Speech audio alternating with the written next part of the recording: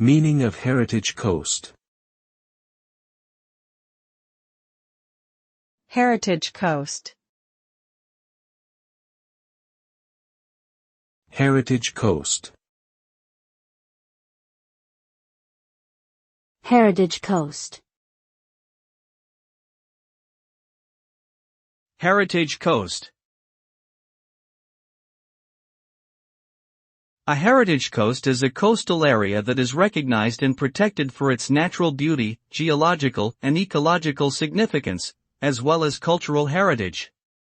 It is a designation given by the government to protect and preserve the coastline's unique qualities and ensure that it is available for future generations to enjoy. Heritage coasts can include a range of features, such as beaches, cliffs, caves, inlets, estuaries, and historic buildings or ruins.